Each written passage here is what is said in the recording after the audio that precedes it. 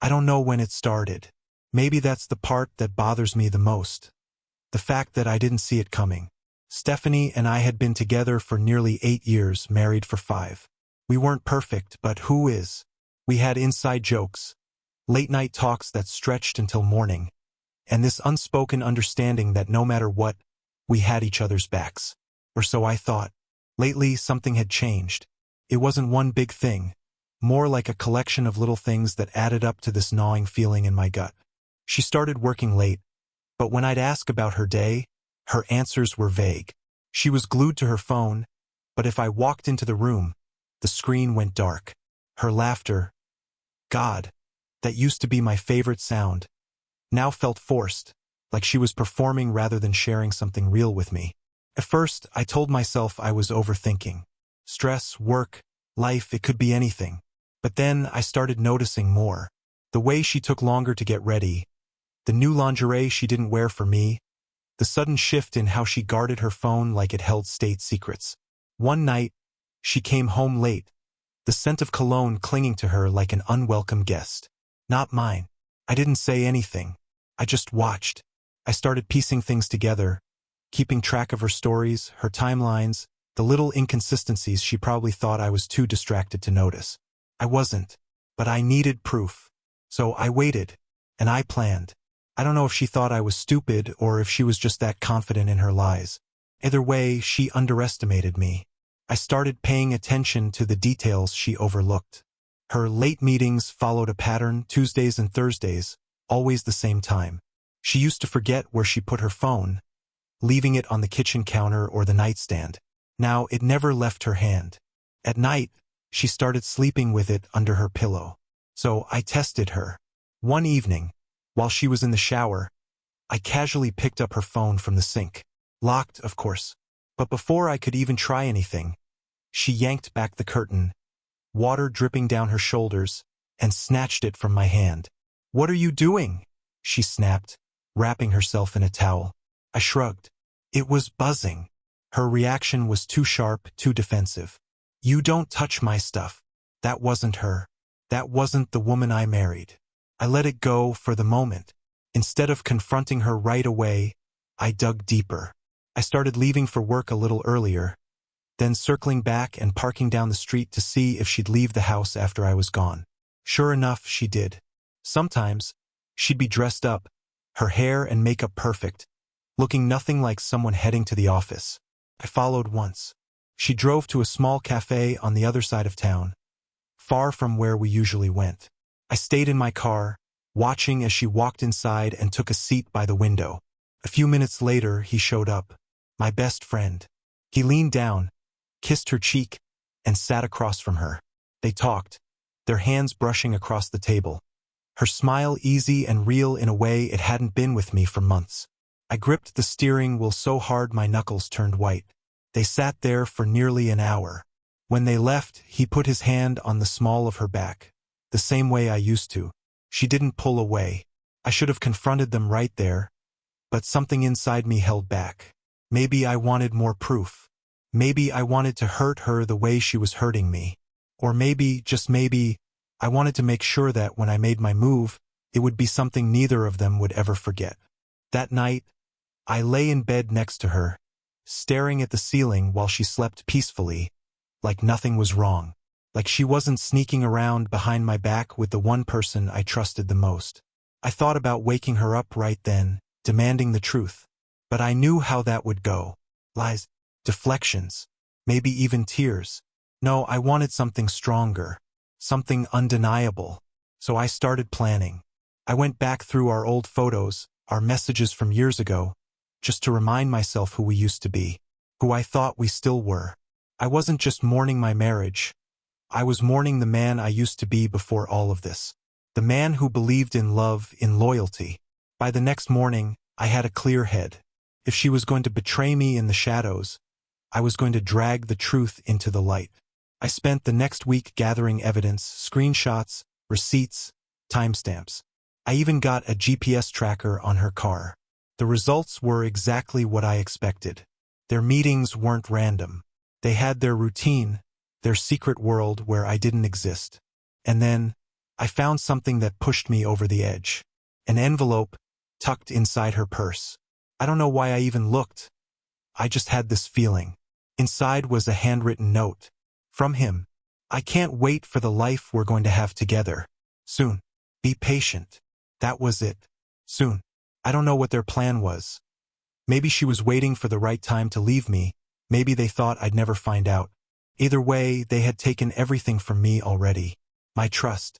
My sense of security. My belief in us. And now I was going to take something from them. I didn't confront her that night. I acted normal. Loving even.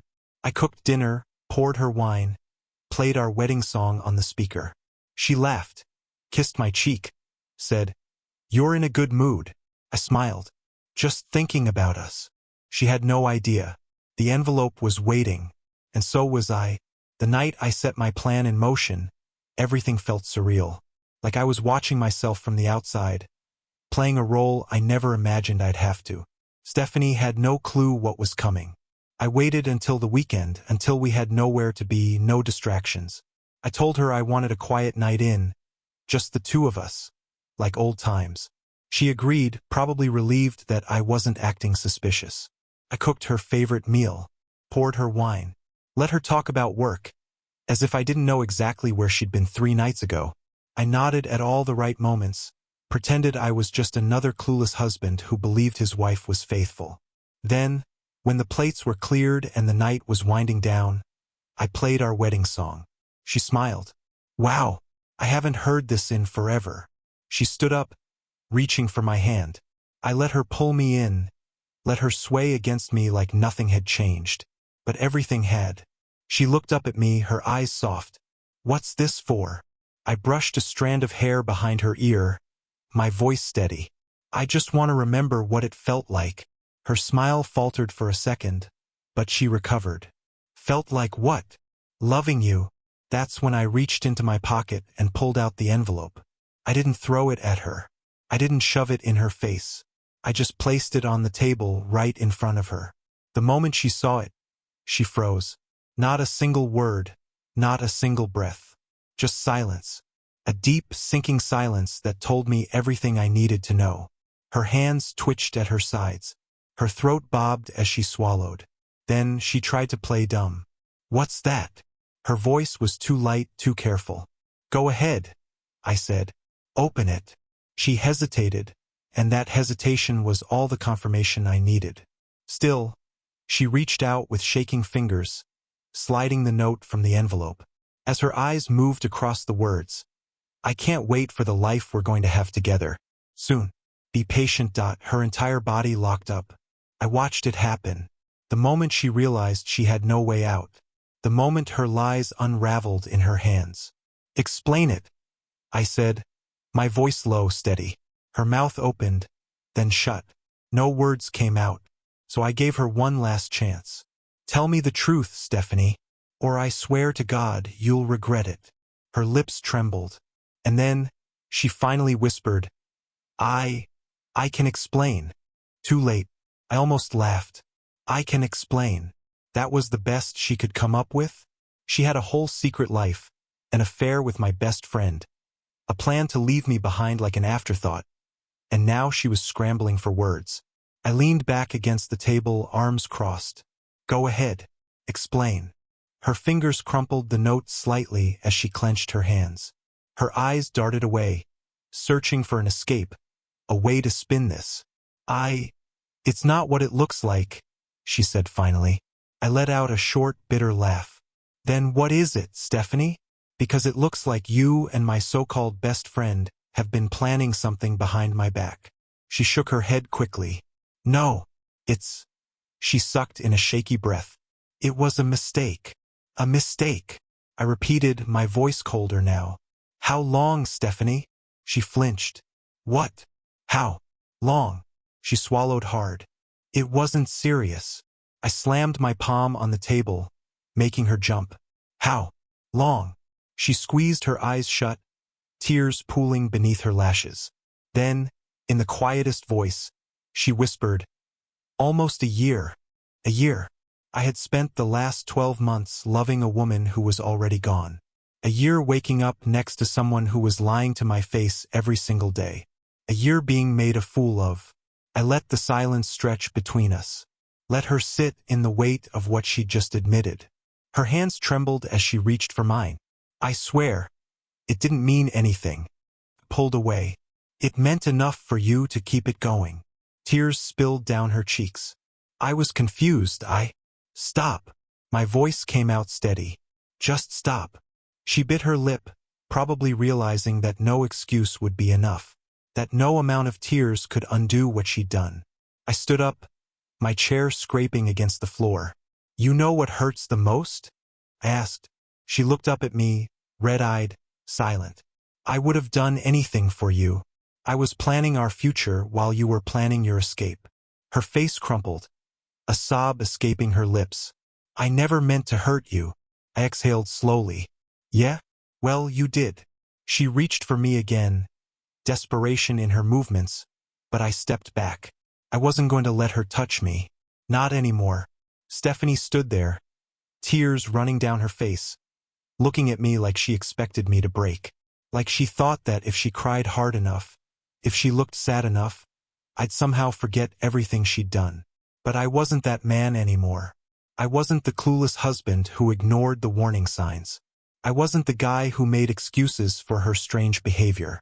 I was the man who had been lied to for a year, and I wasn't about to let her rewrite the story. She took a shaky step forward. Please, let's talk about this. We can fix it. I almost laughed. Fix it? There was no fixing this. There was no coming back from this. I shook my head. No, Stephanie. You broke this. You broke us. She wiped at her face, shaking her head. I didn't mean for this to happen. Stop saying that.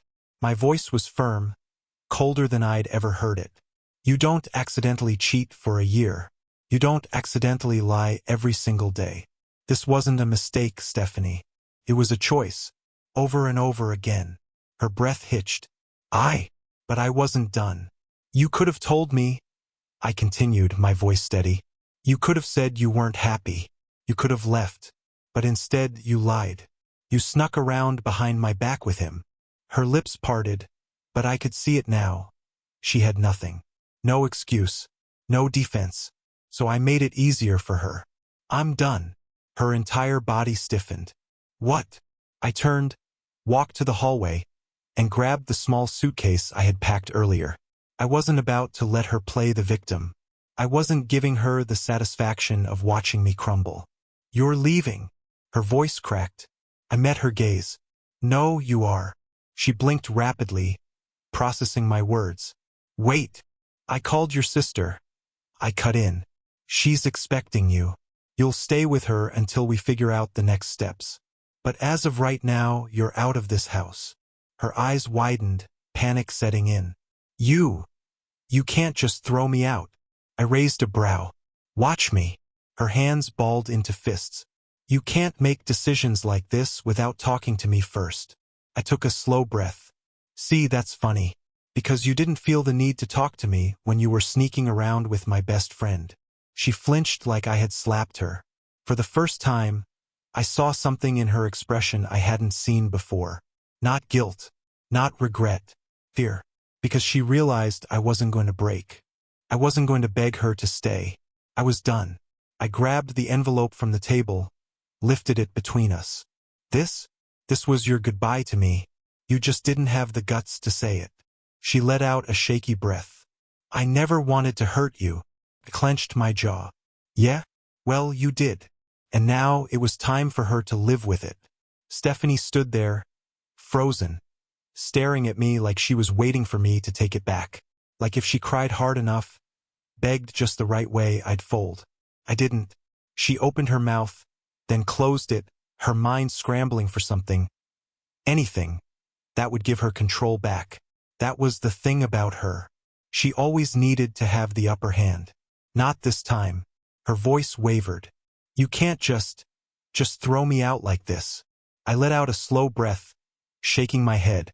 Stephanie, you chose this. You chose him. You chose to betray me. You don't get to act surprised now that I'm choosing myself. She flinched. I I don't understand why we can't talk about this. I let out a humorless laugh. Talk? What is there to talk about, Stephanie? You weren't confused. You weren't lost. You weren't looking for clarity. You were cheating. For a year. With my best friend. She shook her head, her tears coming faster now. I didn't mean for it to go this far. God, that line again. That weak, pathetic line. It clenched my jaw. You know what's funny? I used to think that if something like this ever happened, I'd want revenge. That I'd want to hurt you the way you hurt me. Her eyes flickered with something, fear, maybe. But now, I exhaled. I don't need revenge, Stephanie. Because this, I gestured around us, to the crumbling remains of our marriage, to the mess she had made. This is your karma. Her breath hitched. I walked over to the front door, grabbed the small suitcase I had packed for her. Your sister's expecting you, I reminded her. And I'd suggest you go before I change my mind and throw your stuff out on the lawn instead. She hesitated, staring at me like she didn't recognize the man in front of her. Maybe she didn't. Maybe she expected me to be the fool she had strung along all this time. Not anymore. After a long moment, she finally moved. She grabbed the suitcase with trembling fingers, wiping her face with the back of her hand. At the door, she turned back one last time. Do you really hate me that much? I stared at her, feeling nothing but emptiness. No, I said simply. I just don't love you anymore. And with that, I shut the door behind her. I stood there for a long moment, letting the silence settle, letting the weight of it all sink in. And then, for the first time in a long time, I breathed. The second the door clicked shut behind her, the weight in my chest didn't disappear, but it shifted. I stood there, staring at the door, half expecting her to knock, to beg for one last chance. But she didn't, and I didn't wait for her to. I walked over to the dining table where the envelope still lay, the same one that had shattered every last illusion I had about my marriage. For a second, I considered burning it, ripping it to pieces, doing something dramatic to mark the end of this chapter. But instead, I just stared at it, letting the truth of it all sink in. She had been planning her exit. She had been sneaking around behind my back, stringing me along while waiting for the right moment to leave me. But in the end, I was the one who left her. I picked up my phone, scrolling through my contacts until I landed on him. My best friend. The man I trusted more than anyone. The man who had been stabbing me in the back for a year. I hovered over his name, my thumb twitching over the call button. What would I even say? Would I scream at him? Demand an explanation? Tell him I hoped she was worth it? No, that was exactly what he'd want. He'd want to know he had gotten to me, that he still had some kind of power in this situation. So I did the only thing that would truly hurt him. I blocked his number. Blocked Stephanie's too. They didn't deserve my words, my energy, my rage.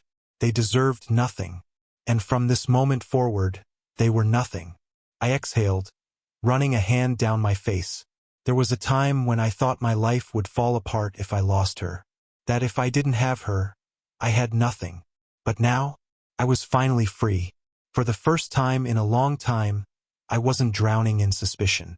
I wasn't second-guessing myself, wondering if I was paranoid or if she was really betraying me. I knew the truth now, and the truth had set me free. The house felt different without her. It wasn't just the physical emptiness. Her perfume lingering in the air, the half-empty closet, the spaces where her things used to be. It was the energy, the weight of deceit that had been hanging over me for months, maybe even years, was gone. At first, I didn't know what to do with that silence. I sat on the couch, staring at the walls, realizing that for the first time in a long time, I didn't have to pretend anymore. I didn't have to force a smile, didn't have to wonder who she was texting, didn't have to fake laughter when I knew, deep down, she was slipping away from me. She was gone. And honestly, good. But I wasn't naive. The anger still simmered beneath the surface. I knew there would be nights where the betrayal hit me all over again, moments where the memories would try to drag me under. But now I had something I hadn't had before. Control. She thought she'd be the one to leave me behind. She thought she could take her time, keep me in the dark, plan her perfect little future with him. Instead, I flipped the script. I took back my power. And now it was time to take back my life. A week passed. Then another. I didn't reach out to her. I didn't check her social media. I didn't let curiosity get the best of me. She had her chance to be honest. She chose lies. Now she could live with the consequences. Then one night I got an unexpected text from her sister. Hey, I know you don't want to hear about her, but I just thought you should know. Stephanie's a mess. She thought you'd fight for her. She thought you'd beg her to stay. She thought she had the upper hand. She didn't think you'd actually let her go. I stared at my screen, a slow realization washing over me.